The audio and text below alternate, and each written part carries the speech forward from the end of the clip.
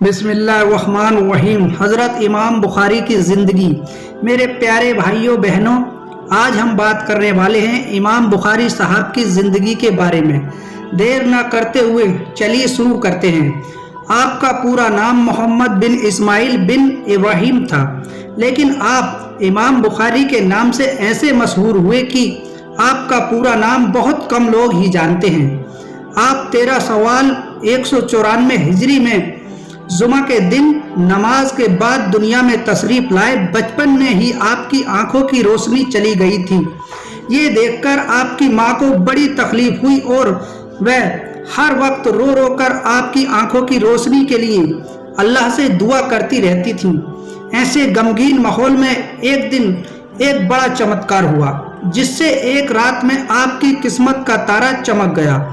حضرت ابراہیم علیہ السلام آپ کی ماں کے خواب میں تشریف لائے اور فرمایا، اللہ پاک نے تیری دعا قبول فرما لی ہے، اب تیرے بیٹے کی آنکھوں میں روشنی عطا فرما دی ہے۔ جب آپ کی والدہ صبح نیند سے جاگی تو دیکھا کہ واقعی میں آپ کے بیٹے امام بخاری کی آنکھوں میں روشنی آ چکی تھی۔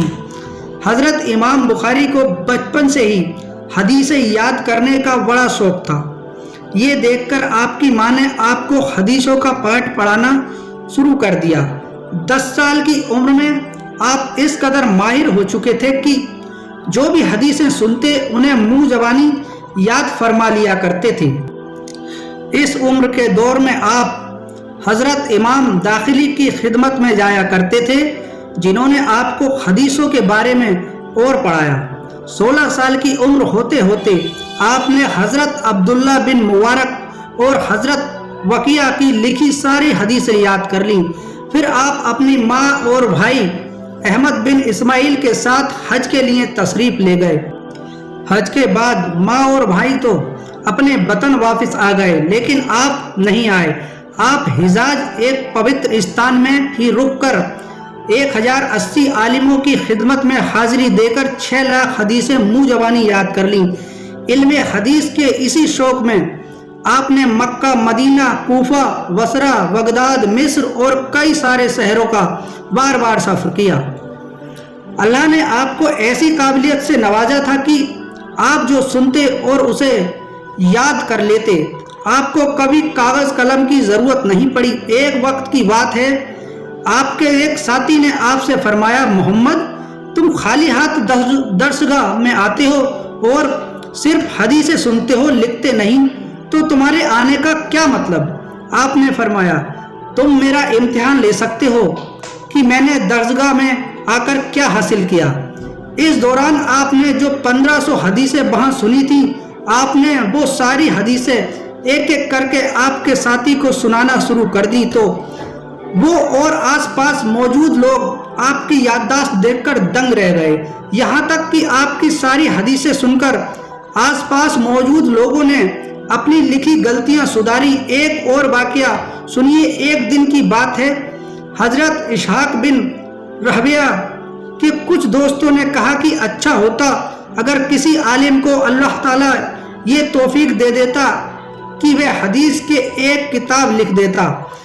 اس وقت حضرت امام بخاری وہاں موجود تھے۔ دوستوں کی بات آپ کے دل میں سما گئی اور آپ نے حدیثوں کی ایک کتاب لکھنے کا پکا ارادہ فرما لیا۔ چنانچہ آپ نے اپنی یاد کی ہوئی 6 لاکھ حدیثوں میں سے 9082 حدیثیں 16 سالوں کی سخت محنت کے بعد ایک کتاب کی شکل میں تحریر فرمائی، جسے آج بخاری شریف کہا جاتا ہے۔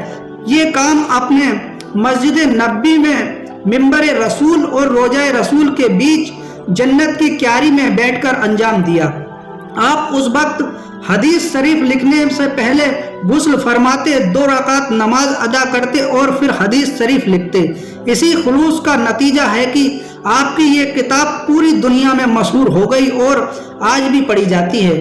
آپ بڑے خوددار قسم کے انسان تھے۔ بخارا ایک جگہ کے حاکم خالد بن احمد نے آپ کو حکم دیا کہ آپ شاہی محل میں آ کر شہزادوں کو بخاری شریف اور دوسری مذہبی کتابیں پڑھایا کریں۔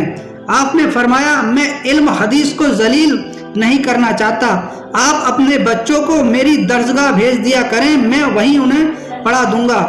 بخارا کے حاکم خالد بن احمد نے فرمایا ٹھیک ہے، لیکن جب تم شہزادوں کو پڑھاؤ تو اس وقت اور کوئی پڑھانے والا نہیں ہونا چاہیے۔ آپ نے فرمایا علم تو سبھی کے لیے ہے، اس کو حاصل کرنا غریب امیر سب کا حصہ ہے۔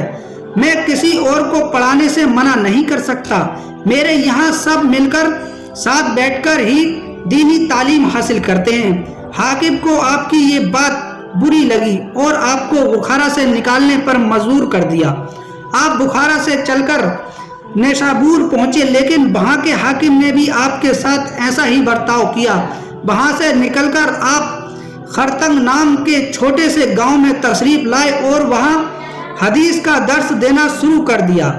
آخری عمر تک آپ اسی گاؤں میں رہے اور 62 سال کی عمر پا کر 256 ہجری میں عید کے دن انتقال فرمایا۔ محترم عزیز دوستو، امام بخاری صاحب کا یہ سچا اور اچھا واقعہ سے کچھ علم حاصل ہوا ہو تو اور مومن بھائیوں بہنوں اور دوستوں کو شیئر کریں اور کمنٹ کریں، اور ایسی ہی اسلامی معلومات کے لیے ہمارا چینل بھی سبسکرائب کریں۔ ملتے ہیں اگلی ویڈیو میں، اللہ حافظ۔